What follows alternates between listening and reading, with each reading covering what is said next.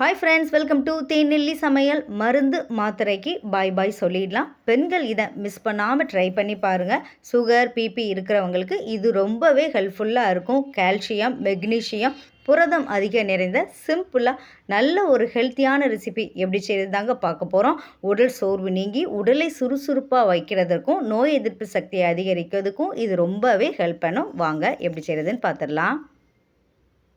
அதுக்கு first stove on பண்ணி ஒரு கடாயை அடுப்பில் வச்சுட்டு அதில் 1 கப் அளவுக்கு ஆளி விதை, இதை ஆளி விதை ஃப்ளாக்ஸ் சீடுன்னு சொல்லுவாங்க, அதை இதோடு சேர்த்துக்கலாம். இது எல்லா சூப்பர் மார்க்கெட்லேயுமே கிடைக்கும், சின்ன சின்ன மளிகை கடையிலையுமே கிடைக்கும். ஆளி விதை ஃப்ளாக்ஸ் சீடுன்னு கேட்டிங்கனாலே தந்துடுவாங்க. இதில் ஒமேகா 3 ஃபேட்டி ஆசிட் இருக்கிறதுனால கெட்ட கொழுப்பை குறைச்சி நல்ல கொழுப்பு இன்க்ரீஸ் ஆகிறதுக்கு இது ரொம்பவே ஹெல்ப்ஃபுல்லாக இருக்கும். ஆன்டி ஆக்சிடென்ட் இருக்கிறதுனால நோய் எதிர்ப்பு சக்தியை அதிகரிக்கும். இது ஹார்மோனை பேலன்ஸ்டாக வச்சுருக்கிறதுக்கு ரொம்ப ஹெல்ப் பண்ணும். அதனால் லேடிஸ் இதை வாரத்தில் 2 நாள் இல்லைனா 3 நாள் எடுத்துக்கலாம். ரொம்ப ஹெல்ப்ஃபுல்லாகவே இருக்கும். இதை லைட்டாக வறுத்தெடுத்துக்கோங்க. மீடியம் ஃப்ளேமில் லைட்டாக வறுத்தாலே நல்லா வெடிச்சு வரும். அந்த ஸ்டேஜ் வரைக்கும் வறுத்தெடுத்துக்கோங்க. இப்படி வறுக்கிறதுனால டேஸ்ட்டும் நல்லாயிருக்கும். நல்ல இது போல் வெடிச்சு வரும். இந்த வெடிக்கிற ஸ்டேஜில் இதை அப்படியே எடுத்து வேற ஒரு பாத்திரத்துக்கு நம்ம மாற்றிட்டு நல்லா ஆற வச்சிடலாம். இப்போ இது கூடவே 1 கப் அளவுக்கு கருப்பு எள் எடுத்திருக்கேன், அதை இதோடு சேர்த்துக்கலாம். கருப்பு எள் இல்லாத பட்சத்தில் வெள்ளை எள்ளு கூட யூஸ் பண்ணிக்கலாம். எள்ளையும் நல்ல மீடியம் ஃப்ளேமில் நல்லா பொறுமையாக வறுத்துக்கோங்க. இதில் உள்ள பச்சை ஸ்மெல்லாம் போய் நல்லா வெடித்து நல்ல ஒரு மணம் வரும். அது வரைக்கும் நம்ம வறுத்து எடுத்துக்கலாம். எள்ளில் கால்சியம், மெக்னீஷியம், பாஸ்பரஸ் அதிகமாக இருக்கிறதுனால எலும்பு மற்றும் பற்களோட வலிமையை மேம்படுறதுக்கு இது ரொம்பவே ஹெல்ப்ஃபுல்லாக இருக்கும். அடிக்கடி முதுகு வலி, கால் வலி, இடுப்பு வலி பிரச்சனை இருக்கவங்க தினமும் ஏதாவது ஒரு வகையில் 1 to 2 டேபிள் ஸ்பூன் அளவுக்கு எள்ளை எடுத்துக்கிடும் போது இது ரொம்பவே யூஸ்ஃபுல்லாகவே இருக்கும். கருப்பு எள்ளில் இரும்பு சத்து அதிகமாக இருக்கிறதுனால ஹெச்பி லெவலை நல்லா இன்க்ரீஸ் பண்ணி கொடுக்கும். இரத்த சோகை வராமல் தடுக்கும். நல்ல இது போல் வெடிச்சு வரும். இந்த ஸ்டேஜ் வரைக்கும் நம்ம வறுத்து எடுத்துக்கலாம். இப்போ வறுத்து வச்சுருக்கத அப்படியே எடுத்து வேறொரு பிளேட்டுக்கு மாற்றிட்டு நல்லா ஆற வச்சிடலாம். இப்போ இது கூடவே 1 கப் அளவுக்கு பொட்டுக்கடலை, இதை பொட்டுக்கடலை, உடச்ச கடலை, பொரிகடலைன்னு சொல்லுவாங்க, அதை எடுத்து வச்சுருக்கேன். அதை இதோடு சேர்த்துக்கலாம். பொட்டுக்கடலை சேர்க்கறதுனால நல்ல ஒரு திக்னஸ் கிடைக்கும். டேஸ்ட்டை நல்லா இன்க்ரீஸ் பண்ணி கொடுக்கும். அதனால தான் சேர்த்துக்கிறோம். நீங்கள் விருப்பப்பட்டால் சேர்த்துக்கோங்க. உங்களுக்கு வேண்டாங்க பட்சத்தில் பொட்டுக்கடலைக்கு பதிலாக வேர்க்கடலை 1 கப் அளவு கூட சேர்த்துக்கலாம். இல்லைனா ஏதாவது சிறுதானியங்கள் சேர்க்குறதா இருந்தாலும் சேர்த்து செய்யலாம். இது எல்லா வீட்லேயுமே கண்டிப்பாக இருக்கும். 1 கப் அளவுக்கு சேர்த்துக்கோங்க. சேர்த்து லைட்டாக வறுத்தெடுத்தாலே போதும். ரொம்ப நேரம் வறுக்கணும்னு அவசியம் இல்லை. லைட்டாக இதில் சூடு ஏறி வர வரைக்கும் மட்டும் நம்ம வறுத்தா போதும். இந்த பக்குவத்தில் இதையும் அப்படியே எடுத்து வேறொரு பிளேட்டுக்கு மாற்றிட்டு நல்லா ஆற வச்சிடலாம். இப்போ இது கூடவே ஒரு 1/2 கப் அளவுக்கு பாதாம் எடுத்திருக்கேன், அதை இதோடு சேர்த்து நல்லா வறுத்தெடுத்துக்கோங்க. விருப்பப்பட்டால் பாதாம் இல்லைனா இது கூட முந்திரி, வால்நட்டு கூட சேர்த்துக்கலாம். உங்களுக்கு எது விருப்பமோ அதை சேர்த்துக்கோங்க. பாதாமில் விட்டமின் ஈயும் கொழுப்பு சத்தும் இருக்கிறதுனால நினைவாற்றலையும் மூளையோட செயல்பாட்டை அதிகரிக்கிறதுக்குமே இது ரொம்ப யூஸ்ஃபுல்லாக இருக்கும். ஞாபக சக்தியை நல்லா இன்க்ரீஸ் பண்ணும். பாதாமும் லைட்டாக உள்ள வரைக்கும் லைட்டாக சூடு ஏறுற வரைக்கும் லோ ஃப்ளேமில் நல்லா பொறுமையாக வறுத்தெடுத்துக்கோங்க. இதையும் அப்படி மாற்றிட்டு ஆற வச்சிடலாம். இப்போது நம்ம ரெடி பண்ணி வச்சுருக்க ஆற வச்சுருக்க ஆளி விதையை மிக்ஸி ஜாரில் சேர்த்துட்டு நல்ல ஒரு பவுடர் ஃபார்முக்கு அரைச்சிக்கலாம். ரொம்ப அரைச்சிங்கன்னா இதுலேருந்து எண்ணெய் பிரிஞ்சு வர ஆரம்பிச்சிடும். அதனால் பல்ஸ் மோடில் லைட்டாக அரைச்சி எடுத்துக்கோங்க. நல்லா இது போல் கொரகொரப்பாக அரைச்சி எடுத்துக்கோங்க. ஒவ்வொன்றும் அளவுகளில் வித்தியாசமாக இருக்கிறதுனால தனித்தனியாக வறுத்து தனித்தனியாக அரைச்சிக்கோங்க. நல்லா இந்த பக்குவத்தில் அரைச்சி எடுத்ததை இதை நான் வேறு ஒரு பாத்திரத்துக்கு மாற்றி எடுத்து வச்சுக்கிறேன். ரொம்ப அரைச்சிடக்கூடாது. இப்போ வறுத்து ஆற வச்ச எள்ளை இதோடு சேர்த்துக்கலாம். சேர்த்து இதையுமே ரொம்ப நேரம் அரைச்சோம் அப்படின்னா எண்ணெய் பிசுப்பு வர ஆரம்பிச்சிடும். அதனால்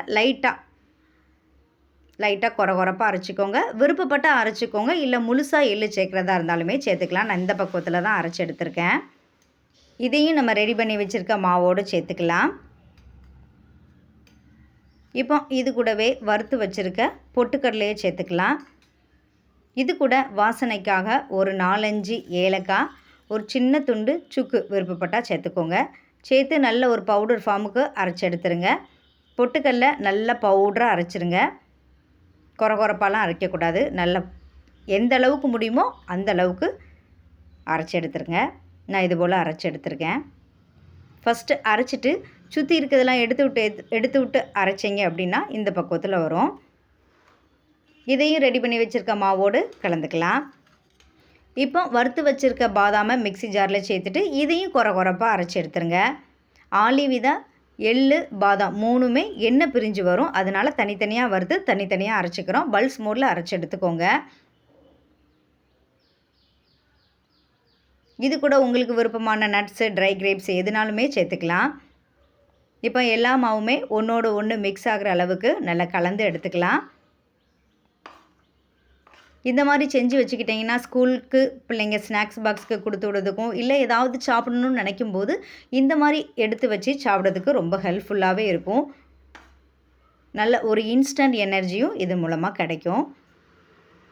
இப்போ ஒரு பாத்திரத்தில் 1 கப் அளவுக்கு நல்லா நிறச்சி வெல்லம் எடுத்திருக்கேன்.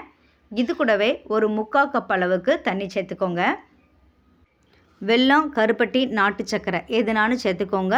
உங்களோட விருப்பத்துக்கு தகுந்த மாதிரி இனிப்பை கூட்டியோ குறைச்சியோ சேர்த்துக்கோங்க. நான் எடுத்திருக்க அளவு இது கரெக்டான இனிப்பாக இருக்கும். வெல்லம் கரைஞ்சி வந்தாலே போதும். பாகு பதம் பார்க்கணுன்னு அவசியம் இல்லை. இதை அப்படியே நல்லா கலந்து விட்டுட்டு அப்படியே இறக்கி வச்சிடலாம். இது அப்படியே இருக்கட்டும். இப்போ ஒரு கடாயை அடுப்பில் வச்சுட்டு அதில் ரெடி பண்ணி வச்சுருக்க வெள்ளைப்பாகை ஒரு அரிப்பை வச்சு அரிச்சிட்டு சேர்த்துக்கலாம். இதில் தூசி மண்ணெலாம் இருக்கும், அதனால் அரிச்சிட்டு சேர்த்துக்கோங்க. நீங்கள் விருப்பப்பட்டீங்கன்னா இதோட எள்ளு இல்லைன்னா கசகசா முழுசாகவே சேர்த்துக்கலாம். இப்போ ஸ்வீட்னஸை நல்லா இன்க்ரீஸ் பண்ணி கொடுக்கறதுக்காக கொஞ்சமாக உப்பு சேர்த்து நல்லா கொதிக்க வச்சுக்கிறேன். நல்லா இது போல் கொதித்து வந்ததுக்கப்புறமா லைட்டாக கலந்து விட்டுட்டு இப்போ ரெடி பண்ணி வச்சுருக்க மாவை இதோடு சேர்த்துடலாம்.